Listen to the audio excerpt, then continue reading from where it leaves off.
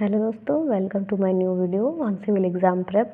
आज हम देखेंगे कि कैसे सिंगली रीइंफोर्स्ड बीम को हम लिमिट स्टेट मेथड से सॉल्व करेंगे, जिसमें हमने एक बीम को जो कि 250 गुणे 500 mm का है, उसका जो है मोमेंट ऑफ रेजिस्टेंस निकाला है। तो आइए देखते हैं कि हमारा क्वेश्चन क्या है।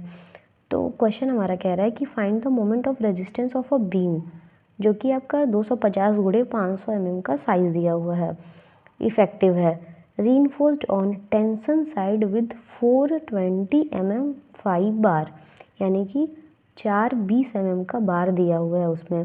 Assume concrete M20 and mild steel. Mild steel का मतलब है जो हमारा ग्रेड होगा स्टील का वो 415 होगा, और कॉन्क्रीट का ग्रेड ऑलरेडी दिया हुआ है M20। तो हम यहाँ पे FC के जो है वो 20 अज्यूम करेंगे और माइल्ड स्टील यानी FY जो है वो 415 रखेंगे। तो आइए चलिए देखते हैं। सबसे पहले गिवन डेटा लिख लेंगे। तो गिवन डेटा में हमारे पास क्या क्या है, सबसे पहले विड्थ लिखेंगे जो कि हमारा दिया हुआ है B यानी कि 250 mm। तो B की हमारी वैल्यू दी हुई है 250 mm। उसके बाद दिया हुआ है 500 mm जो कि हमारा इफेक्टिव डेप्थ है, क्योंकि इसमें 500 mm लिखने के बाद डायरेक्ट उसने कहा है कि इफेक्टिव है, तो इफेक्टिव डेप्थ को हम स्मॉल d से डिनोट करते हैं। कैपिटल D जो होता है वो ओवरऑल डेप्थ होता है, यानी कि small d is equal to 500 mm। Number of bar 4 दिया हुआ था, diameter of bar 20 mm, FCK की वैल्यू 20 और माइल्ड स्टील के लिए FY की वैल्यू 250 न्यूटन पर mm स्क्वायर। अब देखिए इसमें मोमेंट ऑफ रेजिस्टेंस जो है हमारा क्वेश्चन में यही पूछ रहा है कि आप इस पूरे गिवन डेटा की हेल्प से मोमेंट ऑफ रेजिस्टेंस निकालिए। तो मोमेंट ऑफ रेजिस्टेंस निकालने के लिए सबसे पहले हमको XU और XQ मैक्स निकालना पड़ेगा, फिर उन दोनों को कंपेयर करना पड़ेगा। उसके बाद हम डिसाइड करेंगे कि MU का कौन सा फॉर्मूला हम इसमें पुट करके इस पूरे क्वेश्चन को सॉल्व करेंगे। तो सबसे पहले हम निकाल लेते हैं कि एरिया ऑफ स्टील क्या होता है। तो देखिए एरिया ऑफ स्टील निकालने के लिए सबसे पहले AST is equal to 4 into pi by 4 into 5 square. अब आप कहेंगे 4 क्यों? तो 4 इसलिए क्योंकि क्वेश्चन में जो हमारा कहा है तो वो बोला है कि 420 mm का बार हम यूज़ कर रहे हैं, तो 4 दिया हुआ है इसलिए 4 हो गया, इंटू पाई बाई 4, 5 वही डायमीटर, डायमीटर आपका दिया हुआ था 20 mm, तो 20 का स्क्वायर, 4 से 4 आपका क्रॉस हो जाएगा, बाकी आप पाई में जब 20 स्क्वायर का मल्टीप्लाई करेंगे तो आपके पास AST निकल के आएगा 1256.63 mm स्क्वायर। ये आपका हो गया एरिया ऑफ स्टील। अब देखिए अब हम निकालेंगे XU यानी कि न्यूट्रल एक्सिस, इसका डेप्थ निकालेंगे। तो पेज 96 पे आपको ये फॉर्मूला मिल जाएगा न्यूट्रल एक्सिस निकालने का। तो XU का फॉर्मूला होता है 0.87 FY AST upon 0.36 FCK B। अब XU निकालने के लिए 0.87 को 0.87 रहने दीजिए। FY की वैल्यू अभी अभी आपने लिखा 250 होती है माइल्ड स्टील के लिए, वो 250 आप पुट कर दीजिए। AST की वैल्यू अभी अभी आपने निकाला 1256.63, ये वैल्यू आप यहाँ पे पुट कर दीजिए। 0.36 को आप 0.36 रहने दीजिए। FCK की वैल्यू 20, क्योंकि हमने कंक्रीट का ग्रेड 20 लिखा था क्वेश्चन में। B की वैल्यू 250 जो कि आपके क्वेश्चन में गिवन थी। जब आप इस पूरे इक्वेशन को सॉल्व करोगे तो आपके पास XU की वैल्यू आएगी 151.84 mm। मैं इसको सॉल्व करके दिखा देती हूँ आपको कैल्सी में। तो देखिए कैल्सी में सॉल्व करने के लिए सबसे पहले आप ऊपर वाले को एक साथ लिखिए, नीचे वाले को एक साथ, और आप ये ब्रेक ना हो आप इसको एक ब्रैकेट में कर लीजिए। ऊपर वाले को एक ब्रैकेट में और नीचे वाले को एक ब्रैकेट में। तो सबसे पहले एक ब्रैकेट लगाइए, उसमें लिखिए 0.87 इंटू 250 इंटू 1256.63। इस ब्रैकेट को क्लोज करिए। अब ये डिवाइड में है तो डिवाइड का सिंबल लगाइए, फिर एक ब्रैकेट लगाइए, लिखिए 0.36 इंटू 20 इंटू 250, ब्रैकेट क्लोज करिए। जब आप इसको सॉल्व करेंगे तो आपका वही आएगा 151.84, यानी कि जो आपका XU की वैल्यू आई वो 151.84 mm हो गई। ये आपका निकल गया XU। अब XU मैक्स निकालने के लिए limiting depth of neutral axis, ये होता है आपका XU max is equal to 0.53 D। D की वैल्यू आपका क्वेश्चन में गिवन था जो कि है आपका 500 mm। तो ये D की वैल्यू आप यहाँ पुट करेंगे, तो 0.53 गुणे D की वैल्यू 500। जब आप इसको सॉल्व करोगे XU मैक्स की वैल्यू आ जाएगी 256 mm। अब आप कंपेयर करो XU और XU मैक्स को, तो 151.84 256 से छोटा है, यानी कि एक्सयू मैक्स आपका बड़ा हुआ है। जब आप एक्सयू की वैल्यू एक्सयू मैक्स से बड़ा रखते हो ना, तो जो आपका बीम होता है ना वो अंडर रीइंफोर्स्ड होता है। अगर एक्सयू बड़ा होता ये एक्सयू मैक्स से तो ये ओवर रीइंफोर्स्ड होता है, लेकिन यहाँ पे ये छोटा है तो जो बीम है हमारा वो अंडर रीइंफोर्स्ड होगा। तो यहाँ पे हम अंडर रीइंफोर्स्ड कंडीशन के लिए ही MU का फॉर्मूला यूज़ करेंगे। तो चलिए अब निकालते हैं MU यानी कि मोमेंट ऑफ रेजिस्टेंस। तो मोमेंट ऑफ रेजिस्टेंस MU का फॉर्मूला यहाँ पे आप पुट कर दीजिए। ये आपको पेज नंबर 96 पे मिल जाएगा, जो कि होता है उसमें कंडीशन आपको दी हुई होगी कि अंडर रीइंफोर्स्ड के लिए MU का ये वाला फॉर्मूला आप लगाएंगे। तो MU का फॉर्मूला होता है MU is equal to 0.87 FY AST D bracket में 1 minus AST FY upon FC के BD। अब इसमें जितनी वैल्यू दी हुई है ये सारी आपके पास ऑलरेडी है, बस आप यहाँ पे पुट कर दीजिए। 0.87 वही रहेगा, FY की वैल्यू 250 हो गई, AST हमने निकाला था 1256.63, D की वैल्यू क्वेश्चन में दिया हुआ था 500, 1 ऐसे ही रहने दीजिए, AST की जगह लिखिए 1256.63, FY आपका 250 हो गया, B की वैल्यू 250 हो गई, D की वैल्यू 500 हो गई, FCK की वैल्यू 20 हो गई। अब आप जब एक साथ इस पूरे को एक इक्वेशन में रखोगे ना, तो आपके पास ऑलरेडी कैल्सी सॉल्व करके आपको आंसर दे देगा। अब हम सिखा देते हैं आपको कि इस पूरे को आप कैसे कैल्सी में रख के सॉल्व करोगे। इसके लिए आपको ध्यान देना होगा। सबसे पहले जितनी चीज़ें एक साथ हैं उनको आप एक ब्रैकेट में लिखा करो, कैल्सी में रखने से पहले कॉपी में ही आप उसको रख लिया करो।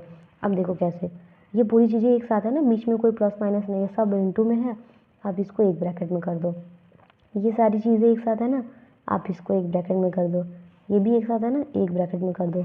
और इस पूरे को, अब ये बीच में मल्टीप्लाई है तो इस पूरे को भी एक बड़े इस ब्रैकेट में कर दो। अब ये जैसे लिखा हुआ है वैसे आप ध्यान देना और मेरे साथ वैसे वैसे पुट करते जाना, ठीक। तो चलिए हम पुट करते हैं कैल्सी में।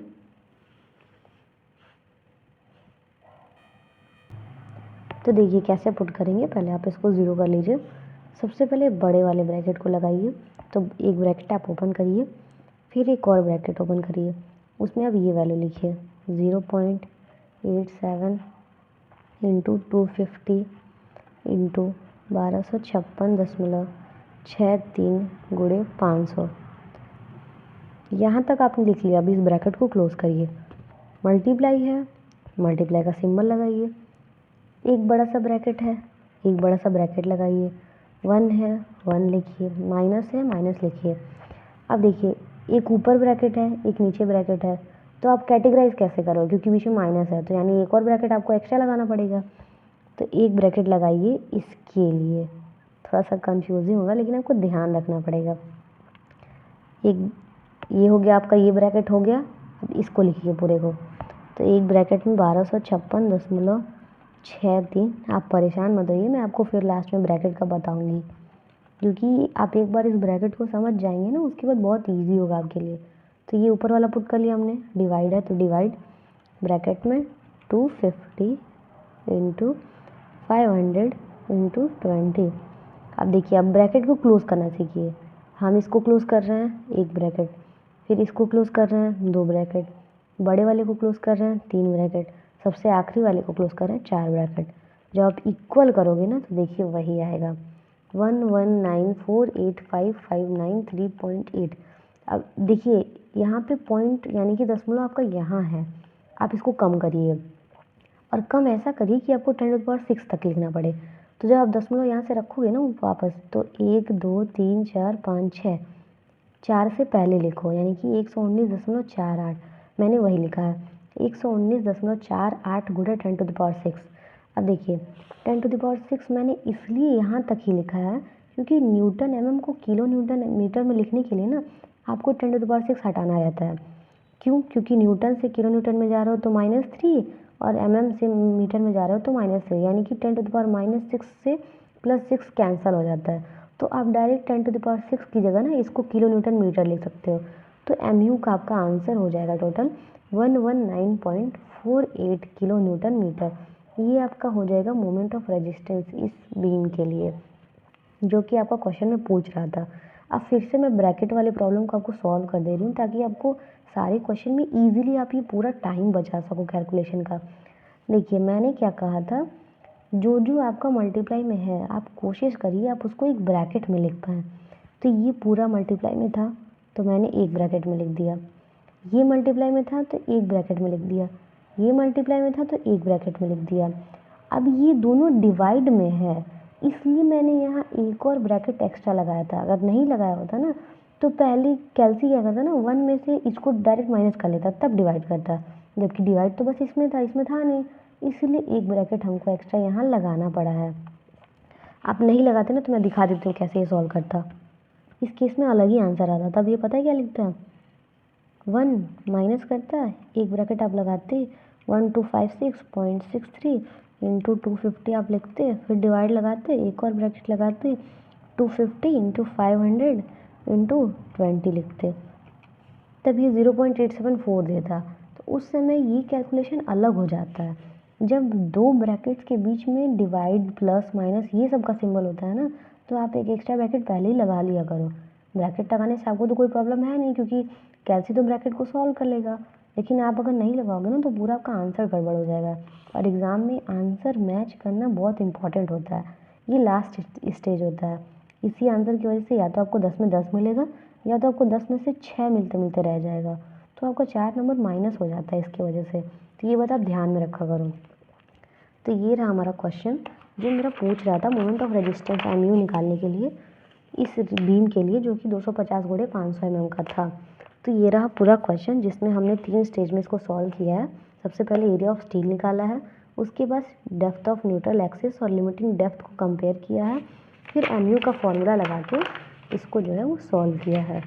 तो ये रही आज की हमारी वीडियो। अगर आपको ये अच्छी लगी होगी और ये क्वेश्चन आपको अच्छा लगा होगा तो प्लीज़ हमारे चैनल को और इस वीडियो को लाइक एंड सब्सक्राइब कर दीजिएगा। और अगर आपको ऐसे ही क्वेश्चंस और सॉल्व करने हैं या आपका कोई डाउट है तो कमेंट सेक्शन में आप अपने डाउट को लिखिएगा ताकि मैं उसको रिजॉल्व कर सकूँ। तो मिलते हैं नेक्स्ट वीडियो में ऐसे ही किसी और क्वेश्चन में RCC के लिए। तब तक के लिए all the best, thank you.